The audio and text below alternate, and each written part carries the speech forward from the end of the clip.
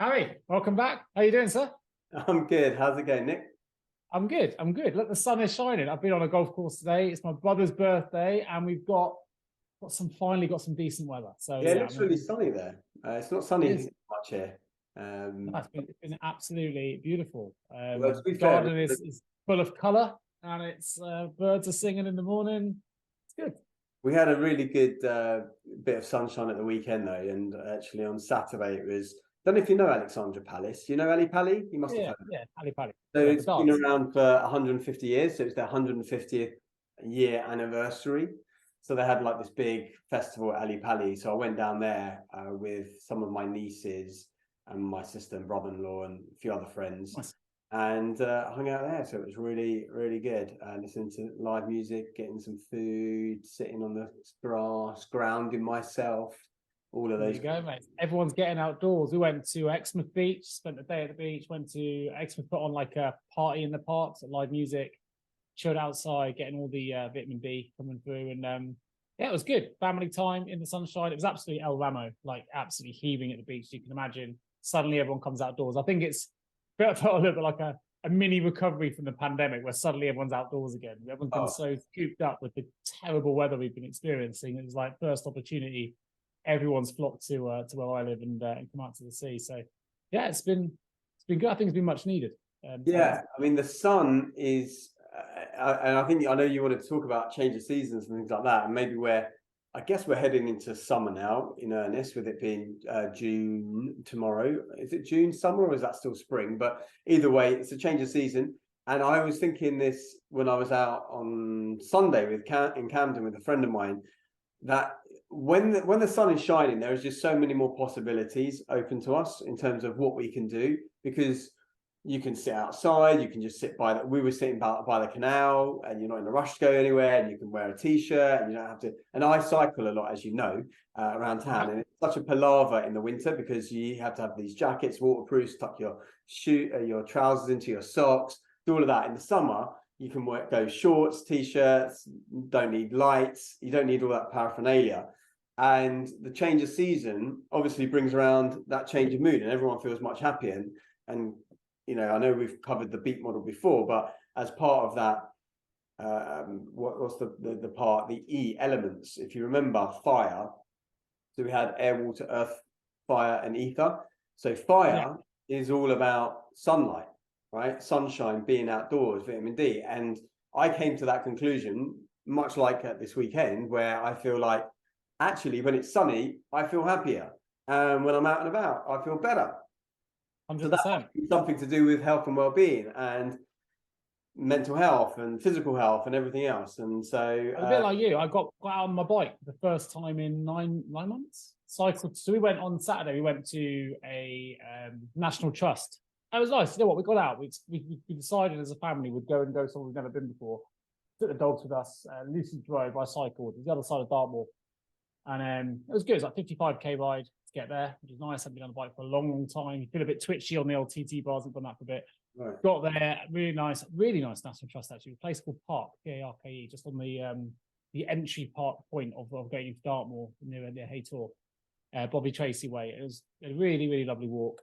Really nice cafe there, by the way. If I was listening to this, I want to go to probably the best National Trust cafe for food I've ever been to. The salads were amazing, full of colour, but all the things you'd love, right? Real variety, bit of an Asian twist to it, which you don't really expect at National Trust. But anyway, really, really good. And then I decided I would cycle back because it wouldn't fit in Lucy's car. And a bit tired, had a big lunch, you've done 55k already. And I decided to use Google Maps to get me back quicker because we want to get to the party in the park later on. So I said, don't worry, I'll do a direct route rather than the route I wanted to go. And I just used Google Maps because my Garmin had died of battery. So I decided that I would plot the journey, but then choose as if I was walking. So if you choose the walking route, it gives you the shortest route. I was like, 17 miles, no worries at all. Oh my God. I'll tell you what, I went into Dartmoor, first hill, and it lasted about 2 miles. You can see it on my Strava. It was like 21% climb, unrelenting for over a kilometre. I'm on a TT, but I was absolutely beasted. And I realised that it took me longer to do 34, 35k home than it took me pretty much to do 55k to get there. So in my wisdom of trying to shorten the route, it was just up, down, up. It was horrible. To be Absolutely honest, exhausting. I'm actually not surprised. I mean, I know your experience with Google Maps and plotting things and cycling, having had first-hand experience. And I'm surprised that you even think about taking the walking path, especially in that area. I mean, in London, fair enough, you can maybe do the walking path because you know it's going to be pretty much a road anyway. Well, these But ended up being roads. They're like back end tracks in Dartmoor. You know, they're not made for road bikes. They're made for tractors. yeah, exactly. And it's single. So even on the descents, where you think, oh, I'll enjoy the descent, you can't because you've got hedgerows either side. You're all blind corners, potholes everywhere. So even going downhill, you're going really slow and steady.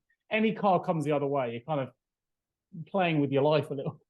Yeah. But it was good. It's just good to be outdoors and good to sweat outdoors. And I think that's what sun does, right? It gets people outside, and it links to all the other stuff you talked about. Very briefly, SAD, seasonal affective disorder, but we know that exercise is good. And when it's outdoors and sunny, people want to exercise more. People want to go outside. People want to just enjoy nature a little bit more and get their vitamin D being one part of it, but improve their melatonin levels, serotonin, all the things that we get from just being outside and exercising a bit more. So yeah, I feel like everyone at work, friends, everyone's in a slightly better spirit. We have mentioned SAD. It might be worth talking about that in a bit more detail, and also how you do, because I'm a summer person. I'm not a winter person. I don't really like the winter. I'm a beach person. I'm a holiday person. I'm not really into the winters in London, and I found this winter was quite challenging. A few years ago it was actually okay because I had a holiday booked for January, and that kind of got me through when I went a month to India, which was great, except for the fact I was injured the whole time. But one of the things that SAD, for those listeners that may not know it, seasonal affective disorder, I guess I first heard that term maybe 10 years ago. We coin terms all the time. Basically the winter blues, as it were. Where you can get it in the summer though. You can get it in the summer, but you can. Winter months. Exactly, and I guess that's why it's called seasonal, because it could be at any point. And the idea being that at certain points, typically in the winter, you're going to feel differently. And people might think, well, is that psychosomatic? Is it actually something? It is something. And I think it comes down to this vitamin D issue and being outdoors. I think the sun does a lot more than give us vitamin D, for sure. 100%. Yeah. And one of the things that I noticed a massive difference when I think it was for my 40th birthday, I got actually it was my sisters bought me this present, and I'd asked for it anyway, but it was like this big SAD lamp, again from a brand called Lumi, who are kind of specialists. I've got a Lumi lamp. I know exactly what it is. Not here at my workplace. So I stay with and so I have the Brazil. It's called the Brazil, which is the biggest one they have, and it's essentially a huge lamp. And I remember the first winter that I used it, and I would use it pretty much first thing in the morning, within the first half an hour of waking up. Typically when I was at the time jumping on my mini trampoline, my rebounder, I would have that blaring in me, and it's a 10,000 lux light. So lux, for those of you that are listening that are not familiar, it's just a unit of measurement of how we measure brightness. And on a typical sunny day, you might get, 50,000, 70,000 lux of light easily. In fact, you can get an app on your phone that will measure, but it only usually measures up to about 35,000, and it maxes out in the sunny day. Even on a cloudy day, you might get about 4,000 lux on a cloudy day.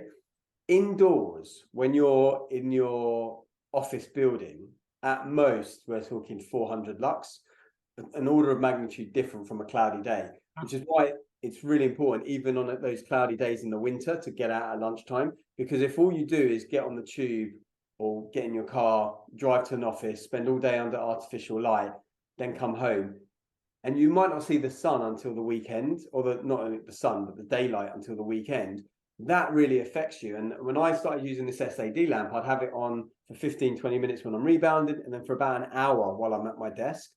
And I did notice a massive difference. Here's a question, and I don't know, I'm not an expert in seasonal affective disorder or any stretch of the imagination, but I'm just thinking out loud. So there's a Latin phrase, which I speak to coaching clients, or rather, when I'm coaching clients, I should say. And often they've got a problem they need to solve, right? And obviously coaching creates a space where people can talk out loud and air those thoughts, and we can try and ask questions to go deeper, and people come with these different insights. Insight leads to action, which is what we're trying to achieve. But often we can come to those insights ourselves by unclogging the mind, right? Our mind is full of everything, from work to family to fitness to whatever's going on in our external world as well as our internal one, right? So there's a Latin phrase called solvitur ambulando, I think ambulando, which is a Latin thing. It means solve by walking. So I'll often say to people that it's the only Latin phrase I know. I don't know any others. I just know that one because for me it resonates. I know if I've got a dog struggling, right, Buster, Coco, we're going for a walk. I'm going to clear my mind, compartmentalize what's going on. By the time I've come back, I know I'll deal with that problem differently than if I hadn't. As it goes back, and it's the only one I know, and I really like it. And I always say to clients, solvitur ambulando, that's the way you need to go, and you go and solve by walking. I'll bring it back into context. So in relation to what you just mentioned there, the Lux, I think, is really fascinating. Not something I know much about. I didn't realize I can obviously hear the comparison there. But how much do you think people's well-being is lifted, not necessarily because they suffer from seasonal affective disorder, but when it's sunny outside, irrespective of the many benefits the sun gives us in terms of nutrients and well-being, all the other bits, actually, sometimes it just encourages us to go outside. So actually the benefits isn't necessarily the sun, it's just that it encourages us, it takes us away from our work. If it's raining outside, you go, you know what? It's not necessarily, you might get the same benefit from going outside in the rain, because actually going outside in the rain is something I'd really encourage, and go jump in muddy puddles with your kids. You'll get all the same endorphin rushes. But we don't. We just think, it's miserable, so I'm going to work that extra hour. I'm going to stay head down. I'm going to watch TV. my diet is going to be, I'm going to hydrate less, because it's when you're in the sun, I drink more water. I drink hardly any water, but I will drink more when it's sunny. So when it's miserable, I drink less. My diet is typically worse. It's not because of I'm suffering from seasonal affective disorder in the way that I would interpret it. I just don't want to go outside as much because it's miserable. But when it's sunny, you get all the additional benefits of walking more, exercising more, hydrating more, socializing more, bringing in your beat model. I'm going to more likely to go and see a friend at a pub or at the beach than I am if it's miserable, because you just don't. So I'd be interested, what's your view on it? I think there's merit in that to some degree, maybe not as much as you think. And the reason I say that is because two things. If for example, when we're out in the sun, sometimes a lot of people do go out, they exercise, they do things, but a lot of people might just be lounging on the grass, hammock, right, lying in the park, and actually not moving so much and not doing anything, and then still. But they would still be not moving if they were at home. So there's no difference as a total study. So they're not moving both at home and they're not moving both outside, but they still feel better from being outside than being inside. And then the flip side being that in the winter, when I do go for my walks, because I still walk all year round, and for me walking, I think I mentioned it before, is effectively my main form of exercise or cardio. Yes, I feel good. And actually, I used to love when I used to run, I used to love running in the rain. That used to be my favorite time to run, actually. It ain't raining, it ain't training, as they say. Oh, I've never heard that before, but that's good. I just, again, I put it back to, I would imagine the rain just washing away any problems I had. And also because it rains, you have to focus a bit more, I think, and it takes you away from the issue that you might have been thinking about before. I love how your mindset is washing things. It's totally different to how I would feel running in the rain. So the ain't rain, ain't training thing is interesting. So for you, it washes things away. It's much more,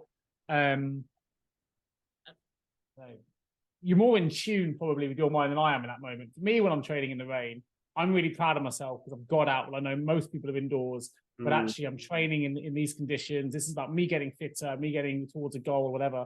I'm not thinking about washing anything away. I'm just thinking about, I'm really proud of myself for getting out in these conditions and going for it. And I am proud because I do know, and I know comparison is typically a negative thing, but in that moment, I'm thinking, you know what, most people I'm running past, these houses I'm running past right now, everyone's stuck indoors. I can watch them watching their TV as I run past, and I get satisfaction from it. Yeah, again, it comes to how you think about things. So because a lot of the time, and I remember Tony Robbins talking about this, it's like how you view life. And a lot of the time I view life as I don't know if it's an adventure or a challenge, but something like that. And so I imagine myself often when I'm coming into these challenging situations, or you're walking in the rain or running in the rain, that you're on some sort of adventure, right? You're in the I don't know, the military, on a mission, whatever, and it's kind of mission driven. And so for me, it feels quite invigorating. But also, the whole washing away the issues is, like we say, nothing has any meaning except the meaning you give it. So I choose that actually this hitting my skin takes away those issues. And I just want to show a quick example of how, in London we have hard water, which means that when it gets on things, it becomes... Scale. We've got it here actually in Devon, hard water here. And one of the things I was never very good at ever was scraping down the shower from the shower screen after shower. And I'm not sure if you're particularly good with that or not. And then I've got lime scale build up like anyone else. Yeah. And about 8 years ago, that changed, and I simply reframed. And I think reframing is one of the most powerful tools that we've got, which is effectively looking at things from a different angle. Totally agree. And I just decided that all of those droplets of water were problems that I have. And so every time I want to get rid of those problems, I just scrape with a scraper. And you're not going to get rid of all the problems because you don't get rid of all the water, but you get rid of most of them. And the bits that are left are not really that important. And ever since I kind of reframed it that way, I do it every day. Like I don't think I've ever missed a day. And for me, it's like having a clean sheet. And so again, it's all about how you choose to think about the situation that you're in and what it means to you. And so, running in the rain, doing all this makes me feel a certain way when I did it. But anyway, going back to the point where I was thinking, well, yes, you feel good, right? You do. Sometimes I used to do British military fitness, and they always used to do that outdoors, and you feel great for that. I'm just thinking that a lot of the time when I'm out walking and doing things in that wintry time, I don't come back and feel the same way like doing that walk in the summer. So I think it's definitely a combination. So I don't think it's just the being outside. I think maybe you're 50% right there with it being outside and doing those things. But I think the stuff that vitamin D does and the sunlight does to us in terms of mood. And the reason we can say this as well is because we can look at vitamin D supplementation in studies and trials, and the amount of things that vitamin D does is unbelievably ridiculous. I think I wrote a blog post about 8 years ago about this, from colds, flus, but also mood, depression, everything. And so by supplementing with that, even when you're not getting out in the sun, and by the way, the sun does more than just give you that vitamin D, as we know, or we may not know, but it does a lot more. We see that benefit. So I think it is the sun, as well as being outdoors, the fresh air, and moving your body as well, of course. So combination. A couple of things actually popped up when you were talking. As you know, always actually interestingly, I was mentioning this. I had a Gallup strength study done. And I'm not a big fan of this. Is completely separate, not where I was going to go, but it'll make sense to why I've picked these 3 points out. And it's really interesting. I'm not generally a big fan of psychometrics, and some people love them, some people hate them. I've done insights, done others, and I was like, a bit generic, but good enough for me. I would say I'm probably 70% enjoyed the Gallup study. There were things I didn't, and certain things I didn't agree with, but ultimately it was quite interesting. So I came out really, you have your top strengths essentially. They narrow it down to your top 10 and then your top 5 and whatever. But in my top 5 was strategic thinking.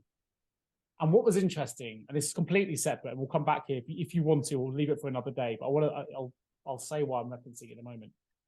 So my wife has often said to me, Nick, you just need to be present more, right? And I wanted to challenge what that really meant, because her version of being present and my version of being present, I've always felt was different. Because I'll say I am present. She'll be, no, you're not. Anyway, I then, on the back of this, got her to do a Gallup strengths assessment as well to see what her results were. Her number 1 was empathy. Doesn't surprise me at all, as you know, Lucy, as well as I did. My number 1 was strategic thinking. What the coach at the other end of the assessment, brilliant guy called John, who I'll put the link to him if anyone wants to do this study in the show notes. But what he said was, our version of being present is very different. So in my mind, when I'm in the moment, my brain is already thinking about what the next thing is. So what problem we're going to solve? What would this look like if the pitch changed? How do we get here? What's to come? Whereas Lucy literally is sat there enjoying everything, bringing everything in, And he was saying, it's not that you're not present, it's just that your version of presence is different. And I was like, okay, that kind of penny dropped for me a little bit, and it makes sense. When she thinks my mind is somewhere else, it is. I'm in the moment, but I'm already thinking about the next thing or how that situation could change. The reason I referenced that is when you were talking, 3 things, I wrote them down, came into my mind, that probably popped out from all over the place.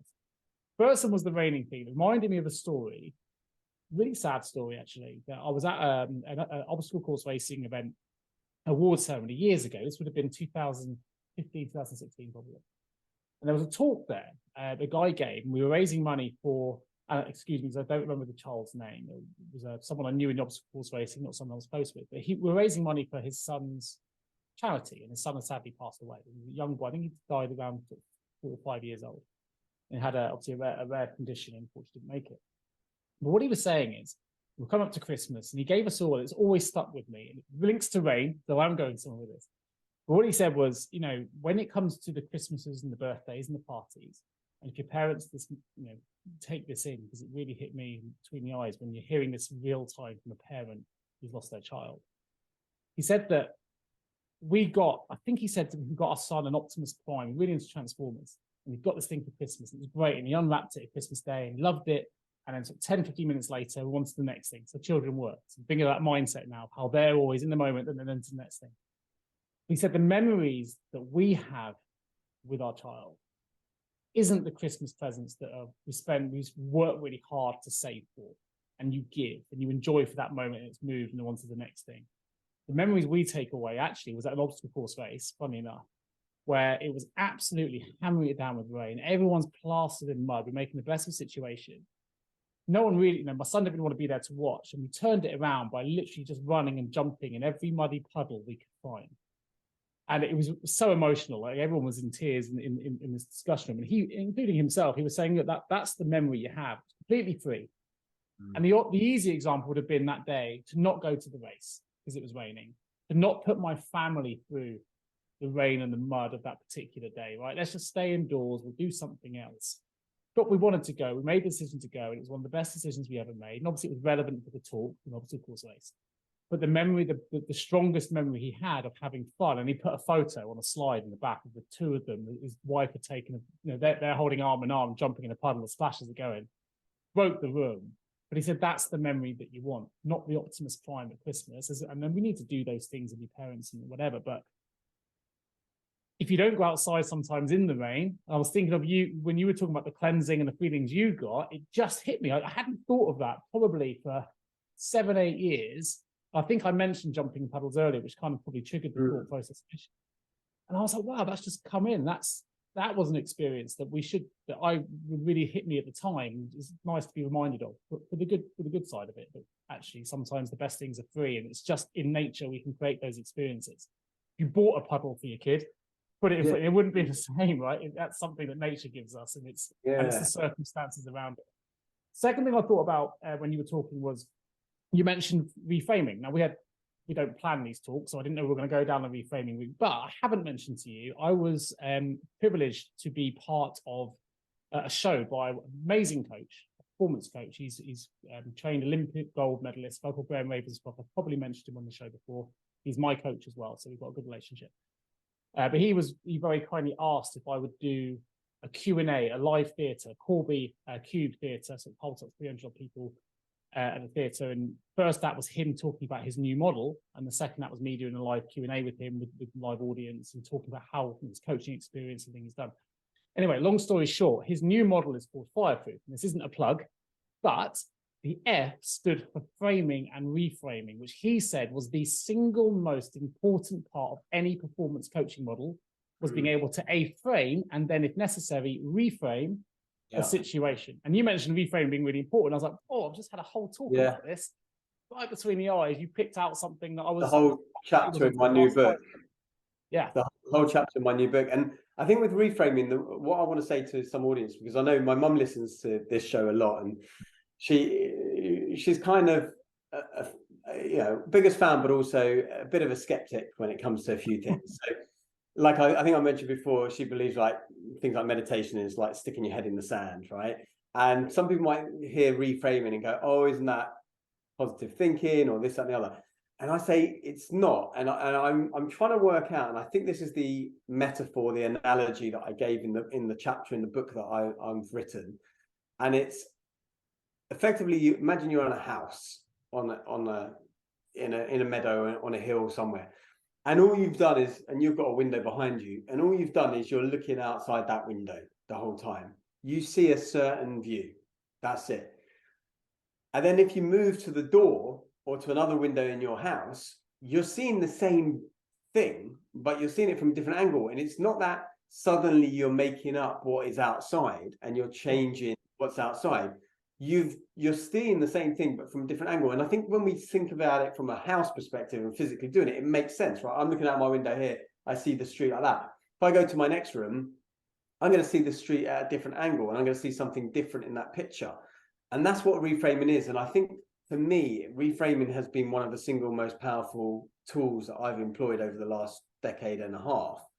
And we're not almost doing it justice talking about it here, but I echo what your coach talks about, in that it is so important, because when I come to any situation, and again, it all ties back to nothing has any meaning except for the meaning you give it, is like frame it to what you want, frame it into seeing the truth. But like we say, the street is the truth, let's say, and that's always there. But if you lived your life looking at that street from one window, all you would see would be that angle. If you move to different windows in your house, you'd see it does go deeper than what you've just mentioned, is just the meaning you give it. Actually, I think it does, because we talked about this very briefly in the previous episode, maybe in the last one, where you talked about where you were close to having to go with that individual in the car, and you realize you were on the wrong. But actually, we're sometimes very quick, because we're emotional people, humans, right? We have that capacity to be conscious and have these thoughts, and the amount of thoughts we have every day is incredible. But actually, if you're able to reframe and think, so rather than the meaning we give it in that moment, we're able to think, well, what was the reason they gave that response in the first place? And it may be they're just irrational people, right? But it could be, we've got to sum up their education, their socioeconomic background, their parents. We don't know anything about those individuals. And you have to ask yourself, and you can create those. We talked about something in episode 1 with the Sherpa who reframed the situation for the people who, if anyone hasn't listened to it, go back, where they came off Everest and their oxygen had gone and everyone was up in arms. And he said, well, let's reframe this and assume the oxygen saved someone else's life and they've got off the mountain, because let's not assume it was stolen. Let's assume it was used to save someone's life. Total reframe. But in the other situation, it's like, well, if we are really angry by someone's reaction to something, it's usually not the situation itself that's really caused them frustration. It's something else that's gone on in their lives, and it's just exploded in that moment. And you have to wonder, if you were in that same situation, not knowing what that situation is, you may actually have responded in the same way, going through a divorce, going through a difficult childhood, whatever it is. There are things that play on our minds that impact our reactions at any moment. And we're sometimes very, very, very quick to jump and judge. Yeah, I mean, I want to actually come on to that, something you mentioned. There's a few things I noted down as well that I wanted to come back to. But the first thing, which is more recent to what you've just talked about, where it's, it reminds me of a lesson that I give to students when I do some education work. And I show us a slide, and it's got three faces on it. And it's got thinking, feeling, act. And I'm teaching 12, 13-year-olds this concept. And it's to do with money and finances, effectively, but it's relevant for everything. Yeah. And I ask them, what's the difference between thinking and feeling? And then we have a little bit of a discussion. And then I say, look, if I put it simply, thinking is done with the head and feeling is done with the heart and the gut. And what happens is we may feel a certain way, like we feel like we really need that chocolate bar, or we feel like we need that pair of shoes, or we feel like it would be a good idea to play up in class. That leads to an action, right? The playing up in class or the buying the shoes, and then a consequence, which is getting in trouble, getting attention, etc. However, the thinking brain doesn't have a look in, because what happens is your feeling brain kicks in first, and your thinking brain is slower, and it might take a few seconds, a few minutes or more to kick in.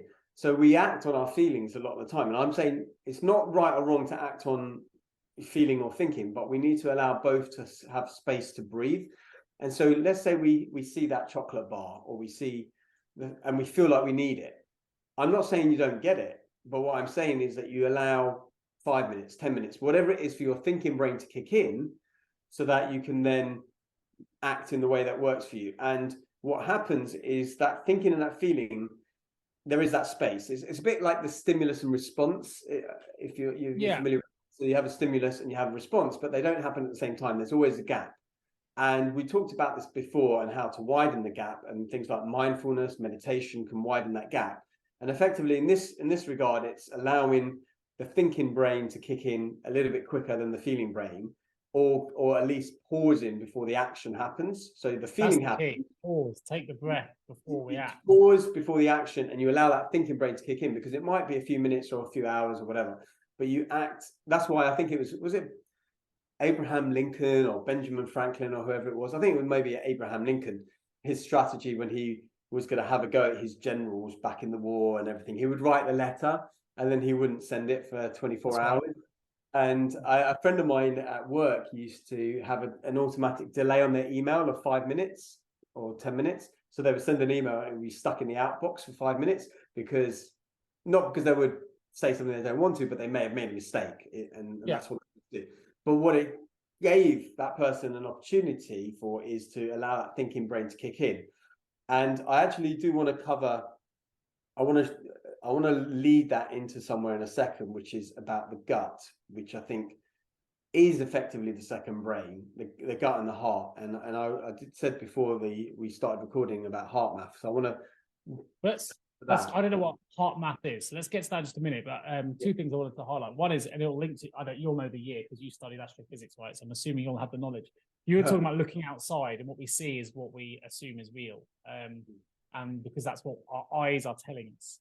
But, there was also, I don't know why it came into my head in terms of astrophysics. Probably because you studied that. I don't think it would have given the example. But for years and years, we thought, well, the planets orbited the Earth.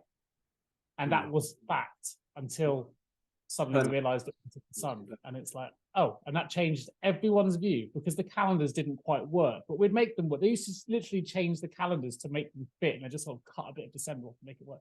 And they cut it all out and changed it when they realized that what they thought was true wasn't, or when they thought the Earth was flat and realized it was round. These are things that we believe are absolutely true until actually we realize they're completely untrue, and it changes everything around. But until someone shows us a different path, we often stay completely fixated on there only being one way. It's interesting you bring that up, because I have thought about this a lot recently. People like Copernicus, Galileo, because Galileo, what did he come up with? Maybe he was the one, not Copernicus, who was talking about the Earth revolving around the sun, but he was put under house arrest anyway for the rest of his life, because he went against the popular opinion at the time and the narrative at the time. And I think about this because I do look at a lot of studies. I listen to a lot of experts on different areas, and there's this thing in science called peer review, right? So when you submit a paper, it's peer reviewed, i.e. people who are your peers in some way, shape or form review your work in science, and if they deem it to be trustworthy, or they can replicate the results or whatever it is, then they don't often replicate the results. There'll be another experiment that might do that, but they think, okay, is the method sound, is the rationale sound, is the hypothesis sound, does the data look like it's all good?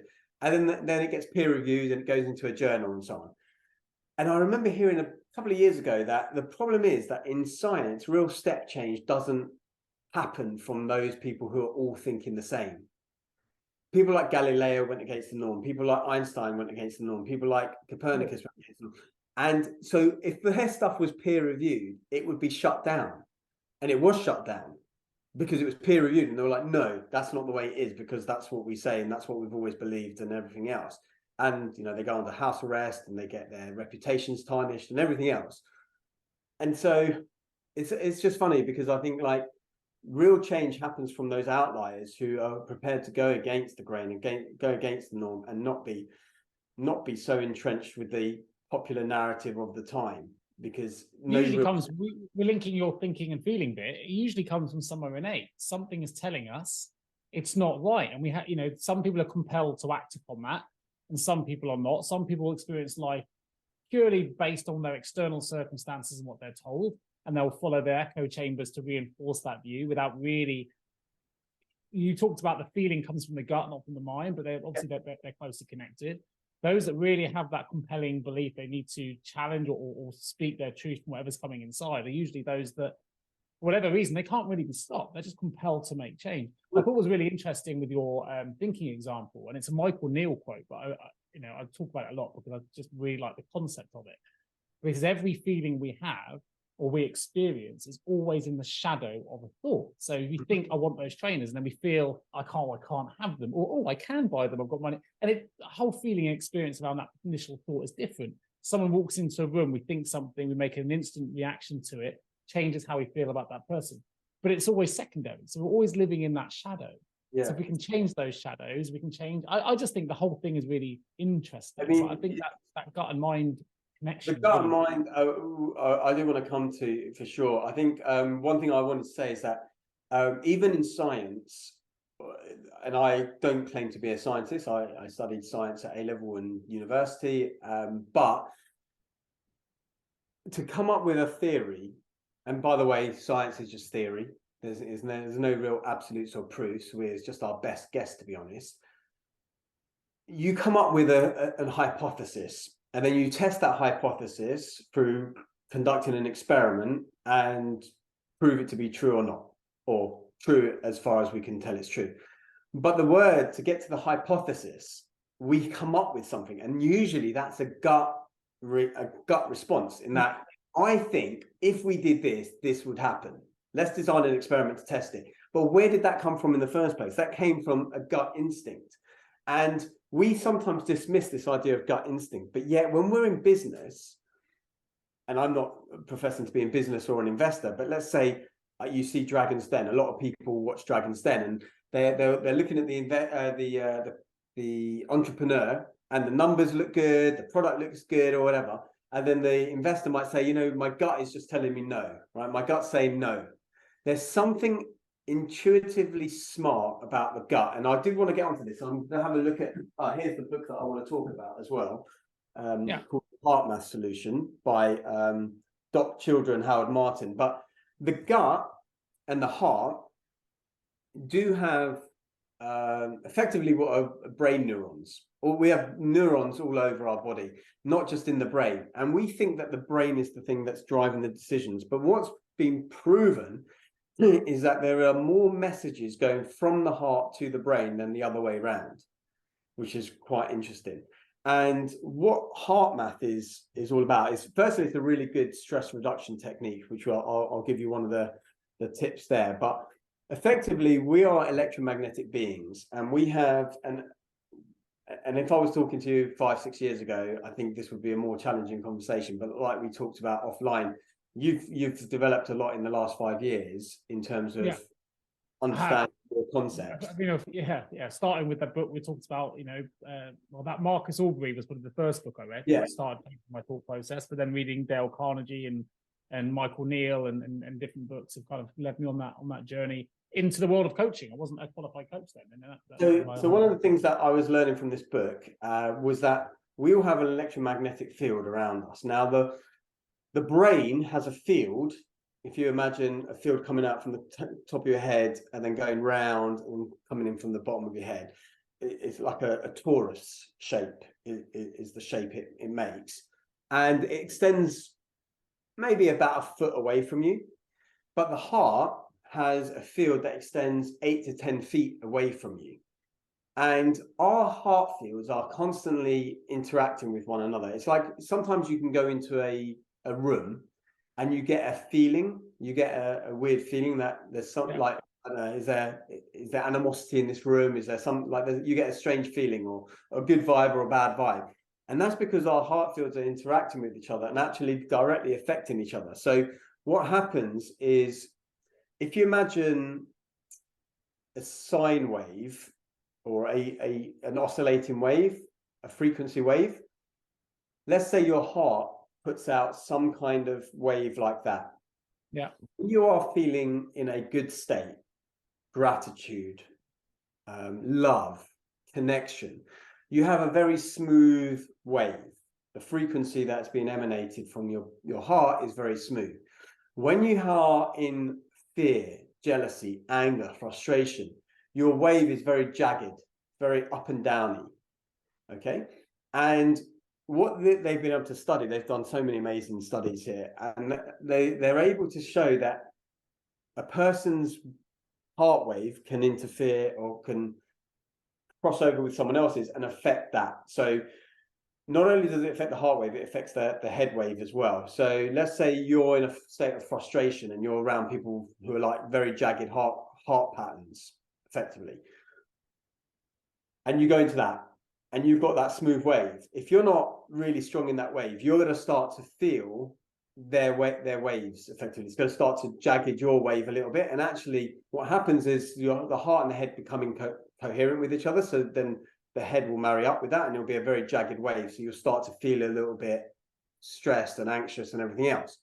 Whereas if you're feeling love and compassion and you have this strong heart wave, you can, either through close proximity or touch, especially with people that you're quite close to, affect both their heart and head waves. And this is actually what I used to tell to my sisters was my technique with babies.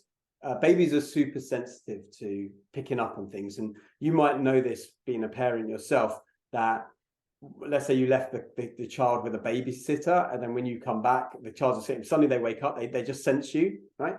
They're super sensitive to these things. So if a baby was crying, I'd be holding the baby. All I would do would be focusing on my heart area, and I'd be focusing on getting into a coherent wave pattern so that I can then bring that child into that state. Now, I don't know if this is actually happening or not. This is my belief that I was doing this to happen.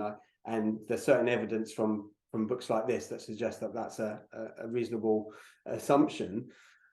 And then they would calm down and stop crying. Well, there's a couple of things. I mean, I'm not an expert here, although my mum is, funny enough, because she's she's the founder of Baby Sensory, which is the biggest baby franchise in the UK. So I should probably be more of an expert there. My wife, as you know, used to run Baby Sensory classes, which is all about baby brain development. What I do know in terms of the heartbeat, though, don't forget as well, babies have been inside the womb right close to mother's heart for an awful long time. So their soothing sound has been a heart rhythm for an awful long time. So it's also what we know.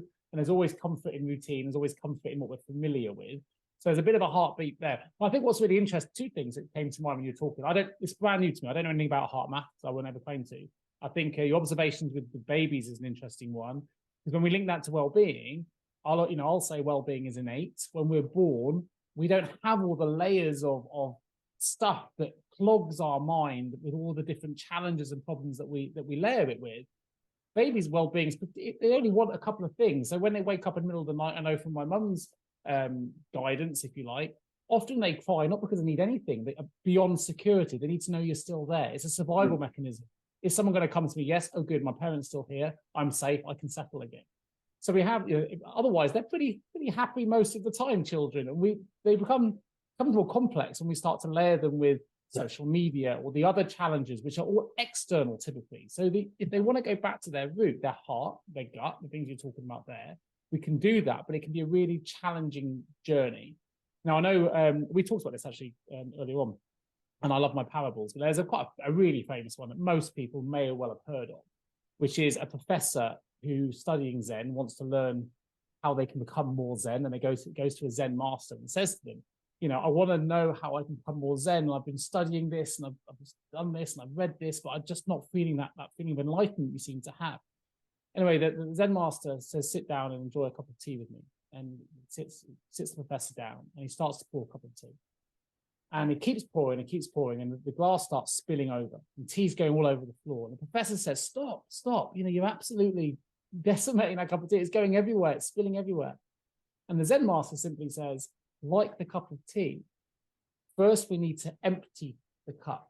And in your mind, with all these things, you'll never find enlightenment when your mind is so full. You need to empty the mind, and then we can refill it with the things that really make you happy, or whatever it is that you're looking for. And I think there's a lot of unclogging many of us can do to go full circle, going back to the solve by walking, solve it ambulando. We can just unclog the mind, make a big difference. Yeah. What I thought was really interesting, not just that babies' well-being is innate, they have it when they're born, and we end up layering it, make it more complex. Is why adults are sometimes way more complicated in that instance. I don't know anything about my HeartMath, but I do know that the people do, and you might know the link here, typically reading about it at the moment. But there's a lot of new science, and linking this to what you said, we're always trying to decide things about gut microbes and what happens inside. This is all relatively new. What happens in our digestive systems, and a lot of people now talk about our digestive system as being our second brain, the way that it reacts in terms of its, and they call it, I think they call it the second brain or little brain. ENS. Well, yeah, I would actually call it the first nervous brain. system. And carry on, yeah. No, it's just really interesting. So, obviously, being someone who studied nutrition, and I'm a big fan of nutrition, and certainly in a sporting capacity, and how that can influence the body and the different supplements that one might take to increase performance and things that may prohibit performance and things like that. I find the gut health thing really interesting. And I've got a bit of an experimental journey when I've had a few treatments and different things that I've done to try and see if it has an impact on me. But I'd never heard of it called the second brain until, and I was like, so there's a real, how it all links together. I think it's really interesting. More than, and like I say, I think it's the first brain. And because the brain in the head has a bit of a filter, and we start to talk to ourselves, second guess ourselves. The brain in the gut doesn't. And so that's why people talk about having a gut feeling. And actually, maybe you should often go with your gut feeling. Now, I'm not saying you always go with your gut feeling. This is why I was saying thinking brain, feeling brain. You use both, not just one or the other. But talking about the gut and mood, and this is where I really differ with mainstream science in terms of treating things like depression, for example, right?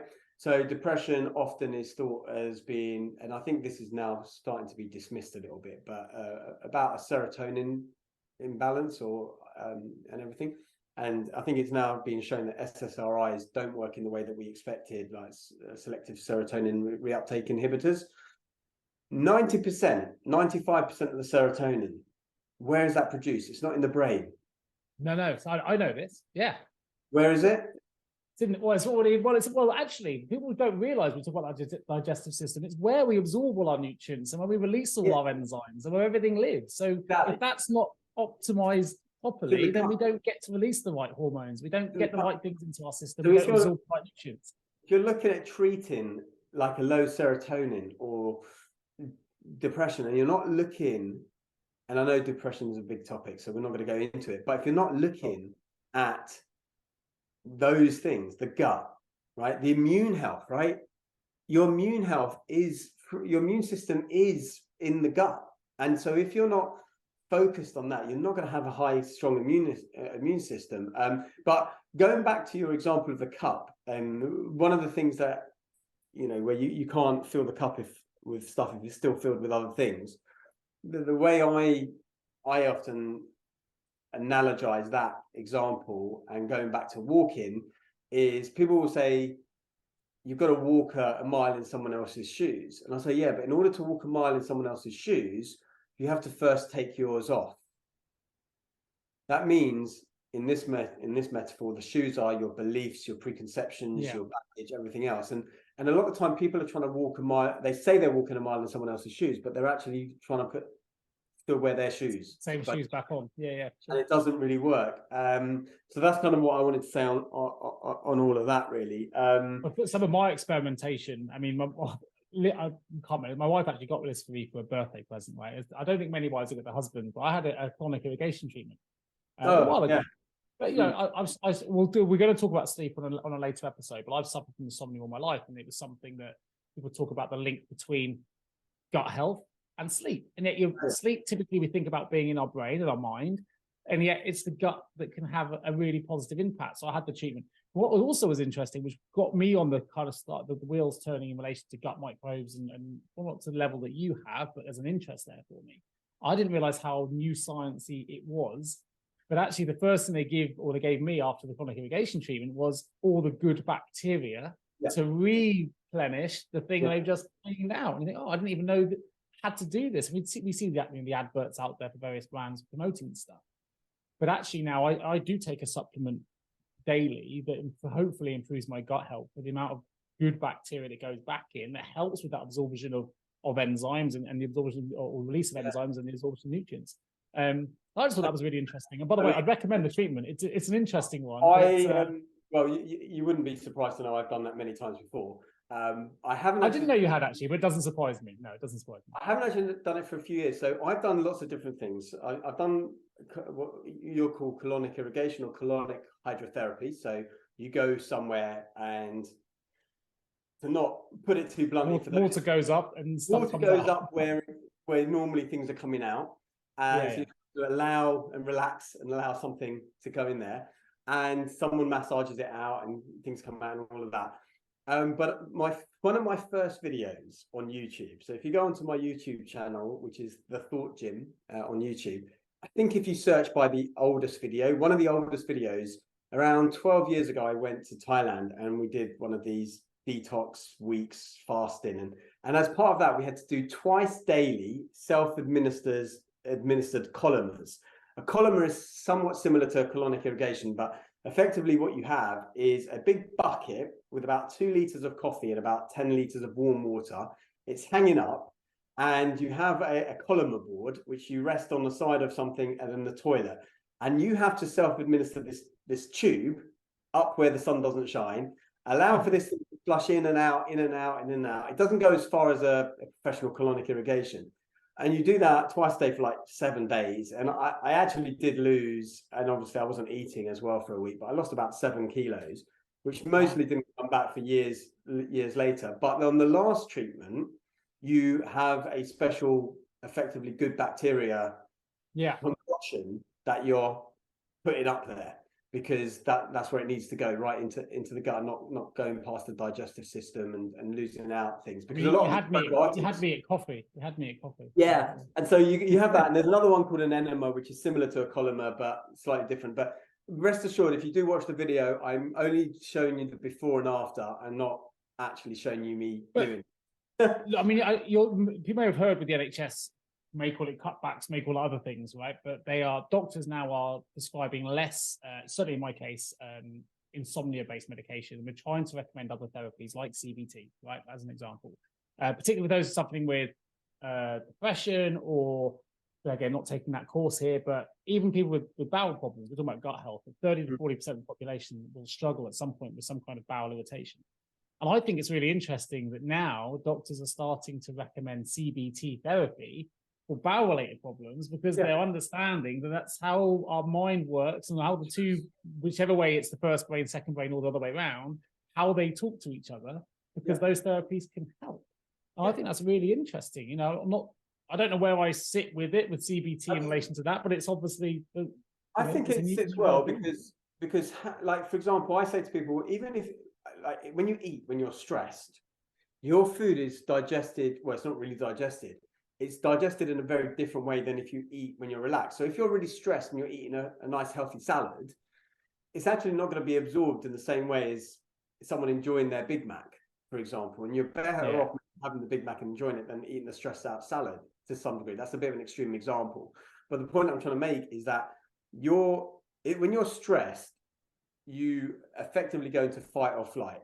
When you go into fight or flight, the only thing that your brain needs to do is divert resources to your heart, arms, legs, and that's basically it. Lungs as well, because you need to go into that. So it doesn't need things like its digestive system, and it doesn't need its immune system and anything like that. Because the example I give, if you're face to face with a tiger or a lion, and then there's also some sort of random virus floating around, the most immediate threat to you right there is the lion or the tiger, not the virus that might kill you in 2 weeks' time.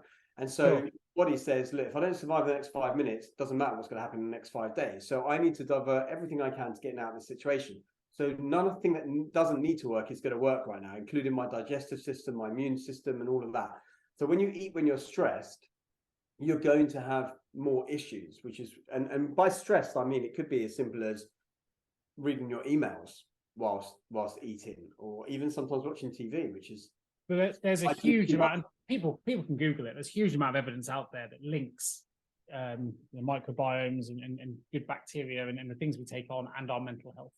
Loads of it, and how our digestive system, our nervous system is impacted by the things that we eat. And in terms of our digestion, now you and I we'll get to it definitely on a different show, very different diets and different foods that we choose. Although we both have, both consciously aware of what we're eating, which I think is important. But if people are struggling and they don't know where why they're feeling so low. We talked about some of your, and it fits into your beat model as well here, but we talked about sometimes you feel low because you haven't had enough social connection. Sometimes I feel low because I haven't had enough physical, that fills my bucket. But actually a lot of this as well can be can be just based on our diet and how it's impacting our digestive systems. That's making us feel low, and yet we're blaming external circumstances for that feeling. No. We're blaming the feelings on things we see externally, when actually we can do. I'm not saying those things aren't impacting, but they may be having a greater impact if our gut health isn't. You have to sort that out. I mean, you were talking about sleep before, and we were talking offline. I mean, I haven't suffered with insomnia like you have, and when we talk about the sleep, you know, I'll give my story, but effectively, it was, you know, take me an hour or so to get to sleep, wake up lots of times, and so on. But I did many changes over a period of a couple of years that ultimately resulted in me falling asleep pretty much straight away and everything. But one of the things that I did notice a big change was when I changed my diet, that things changed massively. And I never gave diet much of a thought, but when I think about our body is constantly dying off and regenerating. Like every cell pretty much in our body is not the same as it was even 7 years ago. Things change on a daily, in some cases, to monthly basis, that our entire body is different from what it was 7 years ago, except for I think maybe parts of the brain. And what is that being, what is the new building material coming from? The new building material that is building your cells is coming from the things you put in your mouth. And so if you put crap into you, your new cells are being built with crap. That's essentially it. Yeah, and when I mean, there's a good example here. There's a book out there, I can't remember the name. Emily, is it Emily? She's known as the glucose goddess. Well, I'm not a big fan, as you know, of any kind of diet fads and things like that, but there's some merit in some of the things that she says. But one of the things she talks about is, and we know this, and you'll know this to be true, but the listeners may not, that we think of a calorie, it's not just calories in, calories out, and therefore that's how you'll lose weight, because not all calories are the same. And number one is half the calorie things you see on packets are incorrect by about up to 30% anyway. And there's a lot of American studies that have proven this, that what you see on a packet is rarely accurate. But also what's really interesting in terms of when people get their pangs for extra food, we think we're eating healthy because we've got this diet-based bar that has low sugar, no fat, whatever. But once you, and you'll know this, and we've had a conversation with this about milk in the past, and there's studies out there about full fat milk being actually way better than anything that's been in the sort of the skim that's been stripped out of all the goodness. And there's little things, different studies, and we may disagree, and we'll go into nutrition conversation in more detail another day. But what I thought was really interesting is when the foods we eat, the more natural we go, the more organic it is in the way that it's compared to anything that's processed, it does impact the way that we take that food on internally. So if there's more than, I don't know, 10 ingredients on a particular food, it's going to, and it's low sugar or low fat, whatever, it's going to be full of other chemicals our body's not used to. It doesn't recognize it. So when we eat it, we think we're full because we've had the same amount of calories, even less calories than something that's higher. But actually our body goes, whoa, there's a spike here. I don't recognize this ingredient. Oh, I might need more food. Or your brain takes longer to adapt to what it's eating. So therefore it doesn't know it's full yet. And all these little micro chemical reactions going on in our bodies mean that it has a totally different reaction. So it's not just about the calorie we take, it's about how's that impacting our brain? Is that making us full quicker, later? Is it taking on those, is it absorbing those calories in our gut? Is it not? These things have been designed by food scientists with multiple PhDs designed to get you to eat more of them. My simple thing is, if it's made in a plant and not made predominantly with plants, don't eat it. If it's got an advertising campaign to convince you to buy it, don't avoid it. If it's built for shelf life instead of self life, probably don't eat it. And that's about as simple as I can get it. My wife, this is true. My wife bought, so I'm going to stop you just because it's a really interesting observation. And obviously from my nutritional courses, I did years ago, I've always had this in the back of my mind. And by the way, it tasted dreadful. So granola is not particularly good for you anyway, right? But I'm a big fan, so I've got it. But how can I know? She went and got the low sugar stuff. Number one, it was actually more calories than the one that had nothing to do with no sugar. No sugar. It had more calories than the original one we used to have. It tasted terrible. And the ingredients list was about 10 times longer. And yet what the advertising on the packet is just no added sugar or 50% less sugar or whatever. But it was way worse than what we were eating before, which tasted better. By the way, I'm saying granola is not the best breakfast, and I understand that. So I'm going to make a little caveat here. I just enjoy it, so I'll do that. But I won't have the low sugar stuff. We get so pulled in by the marketing, as you were just mentioning there, that yes. If you're, I mean, again, keeping it simple. The only thing, when you go into a supermarket, the only bit of shopping you need to do is around the outside. Everything in the middle aisles is effectively gonna kill you in some way, shape, or form. Is my simple way of putting it. But I guess, like, and what's so important is that food is not just food. Food is information. Food is information, and I'm going to go a little bit esoteric here, because when we think about, and this is something that I've been thinking about a lot for the last few years, but food is trapped. What we're actually eating, and this links us back to being outdoors, is we're eating sunlight. Believe it or not, we're eating sunlight. And what do I mean by that? Whether you eat plants or animals doesn't really matter, because the animals are eating the plants anyway. Those plants are developing because of the sun, and actually there's a transmission of information that's going to those plants in some way, shape, or form.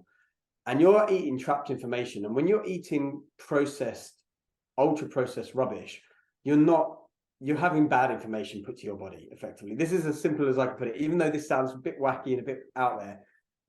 And that's why it's so important to eat real food, because you're going to get the information that your body actually needs and recognizes as real food. Whereas when you're eating processed stuff, and obviously we have to eat some level of processed stuff, like a can of chopped tomatoes is processed, pretty much. But what we're talking about here is really ultra processed things. And like you say, food with ingredients longer than 5 or 6 things is going to be not things with added iron or whatever. But even today, for example, doesn't even absorb the iron. I was in now I don't eat bread, right? But occasionally I like a little bit of sourdough bread. And like everything that's supposedly healthier, the big markets get on the bandwagon and they put labels on things. And now you go to Tesco's and Sainsbury's and you see sourdough bread. It's not really sourdough bread. And I was trying to find some sourdough bread for my dad, because he doesn't want to give up his bread, and we're trying to get him eating a little bit better. And the gluten within sourdough, because it still has wheat in it, is because it's fermented longer, it's effectively the inflammatory part of it seems to dilute somewhat. But sourdough bread effectively should just have 3 things in it, and that is wheat or flour, I think salt and water. I think that's basically it. And I was trying to read online earlier about how to discern sourdough from fake sourdough, where they label it as sourdough. And that's basically it. If it's got more than that, and if it says it's got yeast in it, it's not real sourdough. If it's got anything more than those 3 things, and it doesn't say it's got like a leaven starter, then it's not real sourdough. And I was trying to get real sourdough for my dad. I didn't manage it in the end, so I bought the fake sourdough. I mean, but, people will try and catch up to anything. You follow a much healthier diet than me. I don't have actually that many processed foods, but I do eat some. But I do know that all the study chocolate brownie today, by the way, so it wasn't that healthy. Good lad. I'm proud of you. I'm proud of you. Actually, I've been quite good today. But what I do remember from doing all the study is ultimately it came down to the fact, really simple thing was try and have 5 different colors on your plate of organically grown things. That if they're all different colors, so a whole plate of just green actually is not as good as half plate of green. You can get the other colors in. It's all about the colors, because colors give you an idea of what nutrients are in the food. So always try and that's why a bento box in Japanese diet is so healthy, right? They've got all the different colors in different compartments, and it attracts the eye anyway. But the color gives you an idea of what nutrients will be in the food. So you have purple, have green, have red, have orange, have yellow, whatever. So that's one thing that we learned, which is really simple. Actually, you break it down to all these different millions of diets out there. Different colored, natural organic foods. Also things like nuts and seeds, or anything that creates life, ultimately. So if you're vegan, you may not eat eggs. For me, I absolutely adore eggs. But things that create life are typically also packed full of nutrients. So seeds are going to be packed full of iron, calcium, magnesium, whatever it is, different B vitamins. This is why if it creates life, it's natural. It's usually really, really nutrient dense, and this is why I put the avocado stone in my smoothie that people are always surprised by. I don't think I knew that. Yeah, I think I knew that. When I put my avocado in, I effectively put half an avocado. So I cut straight through the stone, and I put half of the avocado in the fridge on a plate so it doesn't go crazy. And then I put and then whenever people around, and I think we've discussed, maybe you'll come and stay with me one week when you're up in St. Yeah, I'm looking forward to doing it. And whenever I'm showing them the smoothie, making the smoothie, and they're like, "What, you put the stone in?" I'm going, "Yeah, because actually most of the antioxidants are coming from the stone, and it's the thing that's creating life. It's creating more of these things. You want that." So absolutely. I know that the only things I'll do that, I know with kiwi you can put the skin in, and I know for ginger, the whole lot of ginger. I love ginger in the smoothies. Ginger. Oh yeah, ginger. I put everything in. If I bought organic, if I haven't, then I cut the edges off. But yeah, this way you're slightly more disciplined than me. I just get what I've got probably from the local. No, I tend to have an organic delivery every week of various things that I know that I'm going to use a lot of. But yeah, because if we don't keep, and I know this isn't been a food program, but if we don't keep our gut healthy, and then our first brain, or our second brain, if we want to call it that, is not going to be on point. It's not going to be tuned in. And I guess the thing I want to go back to as well with the HeartMath stuff, because I don't feel I've done it justice, and I would really, really love it if people looked into HeartMath in a bit more detail. But one of the things that they talk about doing is about getting into what's called a coherent state. So where your brain waves and your heart waves marry up. And when we get stressed, like we're feeling nervous, anxious, which a lot of people have anxiety and nerves, one really simple technique is called the freeze frame. And essentially, if I remember it correctly, because it's been a while since I've taught it, is when you're in a situation, a sticky situation, where you're about to stress out, you're really anxious, or you're about to go into an interview and everything's going on, is you just pause like you would pause a video. So you imagine yourself being in this movie and you pause. So you just pause, close your eyes, and then you start breathing in and out of your heart. So even though you're breathing in and out of your nose, you need to visualize and imagine that it's coming in and out of the heart. Yeah. And so you breathe in and out of the heart 3, 5, 10 times, something like that. And then you start to picture something that makes you feel calm, right? Let's say for me, it might be playing with my nieces. For you, it might be hanging out with your kids or whatever, right?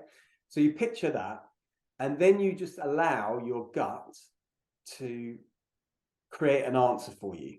Like, what would be the best way for you to behave in this situation or act in this situation? And you just allow what comes up. And it's a really, really powerful and simple technique that has had profound results with lots of people. And I really recommend it to people. It's as simple as pausing, 5 to 10 breaths through the heart, thinking about a calm situation. It could be you walking down the beach, and then allowing the gut to speak to you, allowing the gut instinct to kick in. Yeah, nice. I like that. I have a thing. I do something similar. I've never done it with the heart. I'm going to practice that. So if I'm in a situation, I'll take 7 breaths. For me, I don't know why it's 7. I just find 7 is it. I'll try and in that moment, during those 7 breaths, I'll always try and put myself in the other person's. Usually it's in someone else that's frustrating. Typically, if you're stressed about something, there's usually another human involved. In my experience, anyway, right? So I'll try and put myself in their shoes during those 7 breaths. What's their perspective? How have I looked at it from a different view, different window, looking at the street, right? Whatever it is. What's their view? How have I looked at this the wrong way? And try and just calm it down. And obviously our thoughts change, and I'll try and notice the thoughts that come in. And I find 7 breaths, 7 slow breaths, I'm usually a little bit calmer, and I've thought about it a little bit more rationally. I haven't reacted too fast. And I find that's massively helpful. What I've never done, and I will try it, is link or even consider linking that breath work. And I don't do anything like that breath work that you do. That's about the only breath work I do. But I've never really considered linking it to what my heart's doing. And that's really interesting. I quite like the idea. The heart is so powerful because, like I said, we have a field that emanates 8 feet away from us. This is why I think that being on the tube, like the underground in London, is such a nightmare. Because if you think about it, there's all these heart fields that are completely overlapping with one another in a metal tube. No wonder people feel a lot of the time stressed or miserable or whatever it might be on the tube, because you're feeling all these other conflicting heart fields. I really recommend the book. One thing, I'm conscious of time, but I wanted to say something that I wanted to mention before, which when you were talking about you and Lucy and being present with one another, and her version of being different to yours, it's a bit like when I talk about values. In the first book I wrote, The Thought Gym, there's a whole chapter on values, right? Which is effectively what's important to us in life. So and we have different values for life, different values for sport, different things. And the way that you figure that out is you say, what's important to me in X, and then you list all those things. Now, let's say that both you and your partner or whoever, your top value is love. right, or connection.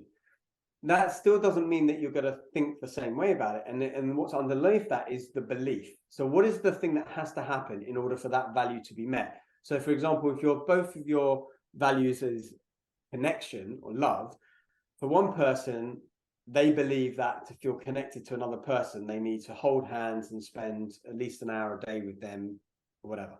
For the other person to feel connected, they might feel that when they speak, the other person is waiting patiently, listening, taking on board what they say, and then responding. And if those beliefs are different, which they will be, everyone will have different beliefs about those same values, then that's why you might feel like, hang on a sec, we both think the same things are important, so why is it not working? So both of you are saying, oh, we're both present, but actually, I would actually argue Lucy's present because she's there in the moment. You feel like you're present, but yet if your mind is thinking about the future, is it really present? Well, that's your definition. So that's how you view presence. And actually, I don't know if I've ever have that kind of state. That my nature of being present and my internal nature is that way of thinking. Is thinking. I have a different viewpoint as you would have or Lucy would have. But what's interesting, we can talk about that in more detail because I've got the analysis and we can go if you want to on another show. What I think is really interesting is it's nuanced though. What you say, I agree with on values, but I'm not a big fan of listing them in the way that you suggested. I think if you list them, it can become, so at least my wife's favorite word is like, it's got to be organic. Now, if I say to Lucy, I need this, you take away the organic nature, the true nature of what the value really is if you have to end up listing what they are. What I do know is if me and Lucy ever fall out, which is very rare, even though we're very different on this Gallup study in particular, there was 4 different colors that you kind of fall into those boxes, and we had the 2 different colors, so together we could make a whole, which I thought was quite nice. Whether he sold that to us or not, I don't know, but it was quite nice watching it because we have 2 different colors and they complement. But I'm definitely more needy in terms of that love connection, right? I need more hand holding. I need her to tell me more, even though I know it to be true. I like that reinforcement. I need that for me. Lucy doesn't, which is really weird. So for me, we grew up differently. So in my family, the word love was used probably more frequently than it was in Lucy's. Not to say there was any less love in her family, it's just the different upbringings. She doesn't need it. She just knows it's true. So I don't need to tell her. She just knows it's there. She knows it in the way that we are with each other. And yet I still do. But the minute I say to her, I need it, and I tell her, then it becomes like, well, you start questioning it. Well, she's saying it because I've told her, not because I want it to come out organically. So I think everything you said is true, but it has to be nuanced. If you listen too much, make it an equation. That's where I want to go. If you make it an equation, it loses its true essence, its true nature. 2 things I would say on that is firstly with the values, the exercise is a self-reflective exercise. So it's not necessarily the one that you necessarily need to share. And values ultimately help you determine how you make decisions a lot of the time in life. And I think it's a bigger conversation that we could talk about with that. But the other question I was going to ask you was about the book. I haven't read it myself, but I've read bits of it. The Love Languages book, 5 Love Languages. No. That would be really interesting to read because it talks about how you give and express love, because you tend to give love in the way that you want to receive it. So I think there are 5 love languages. One is like gifts, as it were. One is acts of service. Another one is touch and things like that. So if you want, I think my love language is acts of service.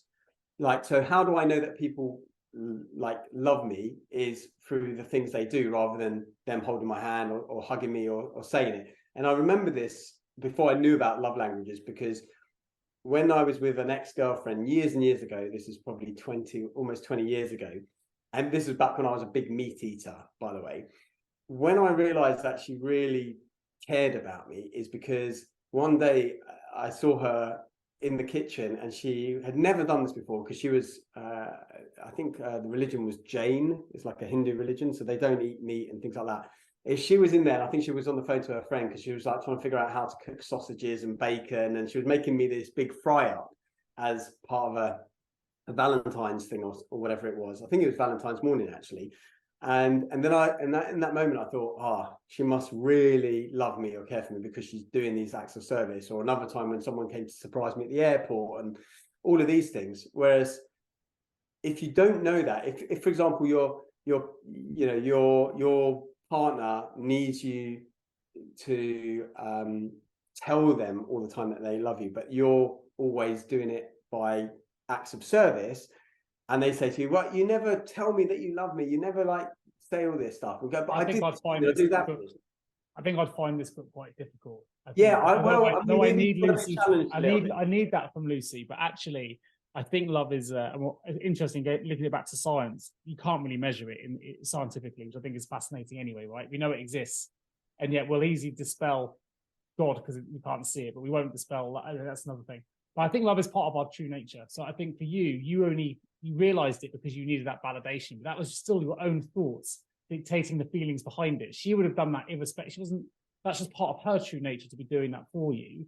Because she did it in that moment, linked to your feelings and your thoughts. Your thoughts said to you, oh, she does love me. That's good. That links to a good feeling of because you needed that validation. Probably because if you really break it down to some of its parts, and you may disagree with me here, because somewhere deep in your gut, there was a lack of trust somewhere, or a lack of understanding, or a lack of belief in that she felt that way for you, because you needed that validation in the first place. Well, so to need that validation, there must be something somewhere deep inside, innately saying to you, something's missing. I think the word understanding is more appropriate, and that's why I think it's called love languages. It's like if I'm speaking French and you're speaking German and we don't speak each other's languages, we don't know that you're asking me to pass the soul or... But you can still be 100% in love with someone for two different languages.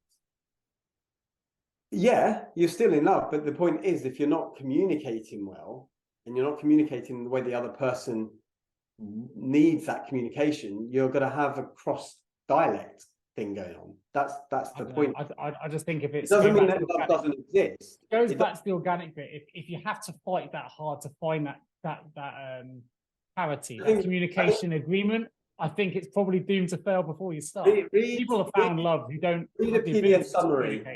Read a PDF summary of it, if not the whole book, because it might explain it better than me. But I would also read the HeartMath. I'm conscious of time, and actually I want to bring it back to your Gallup thing. Just because I'm not necessarily a big fan either of all these different... No, I'm definitely not. Right. It was a few interesting insights. I mean, they're interesting, but a lot of the time with these surveys and these assessments, they give you back what you put in, right? In fact, that's how they do it. Of course right? they do, because you have to fill in a questionnaire to get the results. You fill in a questionnaire and it tells you what you effectively... And if I filled it in the following day, the results will be different, because it's also how you're feeling in that moment. But it does remind me, I've got something that I worked on and I developed for a number of years. So I don't know if you've done it, and actually I'll send you a unique link if you want, rather than the one I'll share with people now, which they can get on the thoughtgym.com. But it's effectively what I call the energy audit. And what that is there's a very... I do it with my clients, massive believer. I'll let you explain it, but I have my own one as well, which I've created. It's a big audit. It's about 80 questions long, and I used it as part of my final year dissertation for my master's in health and well-being, and validated its results. Effectively, what it is it's a solution-based questionnaire. So instead of asking a question like, do you feel stressed, right? Or I feel stressed from time to time, agree, strongly agree, disagree, etc. Because all of that does is at the end, it will come back to you and it will say, you feel stressed, you should do some stress reduction stuff or whatever. Instead, what I do with this questionnaire is it gives you the solution in the question, and then it asks you to respond how closely you align to that solution effectively. And it gives you, if you never read any single book on health, well-being, but all you did was this questionnaire, it will tell you 90% of what you need to know, I would say. Yeah, what you do is you get back, and you get back at the moment, the average person, if they go to the thoughtgym.com, they'll get back a report. It's not in the way that I do it with my individual clients. With my individual clients, I put them into 4 brackets, and you get... I've got 5 on mine. That's interesting. Well, so you have 80 questions. So for me, I have an energy audit. If it energizes one side, I have drainers on the other, because we often overlook the things that take energy away from us. And I just have people, I've got it in front of me, I've got people, places, projects, habits, and thoughts.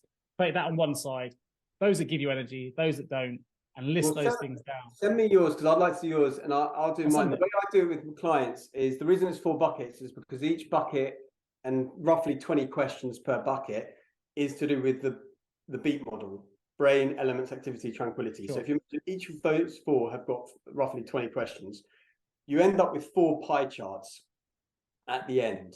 And depending on how well you've scored with each of those questions, you'll get either it's a radar chart effectively. You'll get a full, let's say you scored 10 out of 10 on every single question, you get a complete circle and it'll be as big as it can possibly be. Most people aren't going to get that. They'll get like a 3 there, they'll get a 5 there, and they'll be very jagged. And I normally say to my clients, imagine if these 4 wheels, because effectively you get 4 wheels at the end of it, but they're usually very jagged. And imagine if your car was driving with those 4 wheels, how bumpy would your ride through life be if that was your wheel?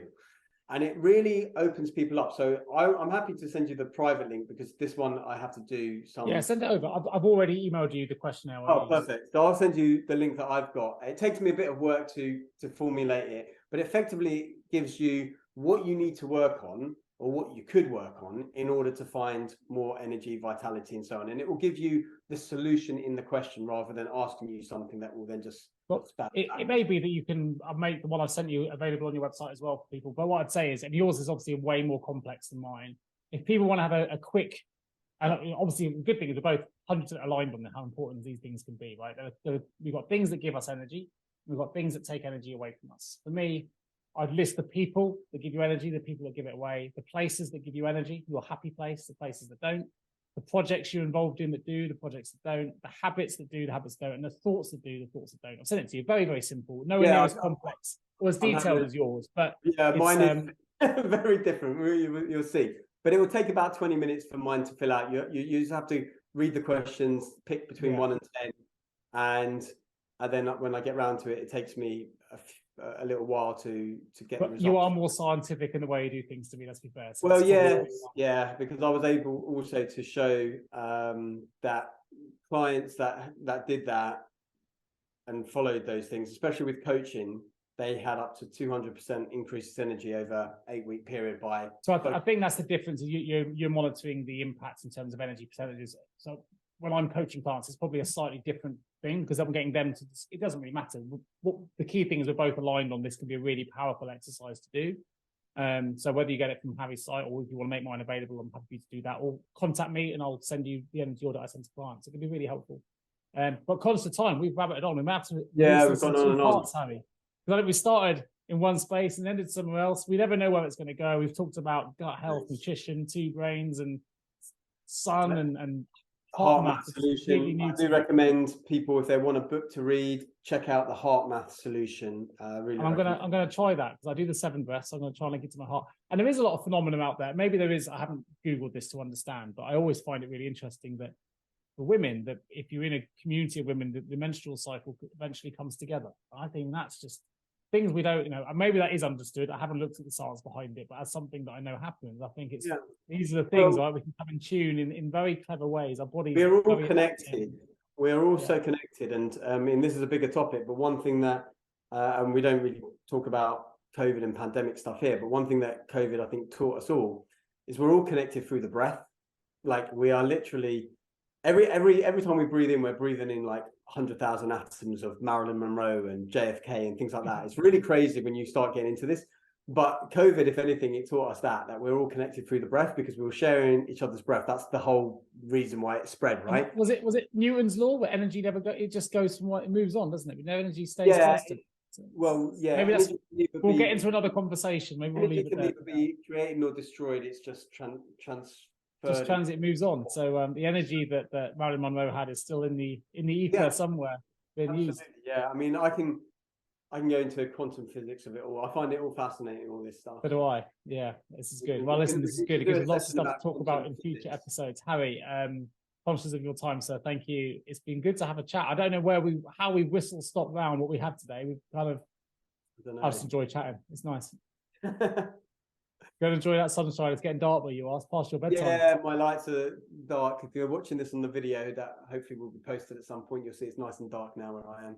Well, we might release this in 2 episodes. We'll see. It's quite a long one. But thank you for still with us. It's 1 episode. Thanks for staying with us. All right. Take care, everybody. Cheers, man. Take care. Bye, Harry. Bye.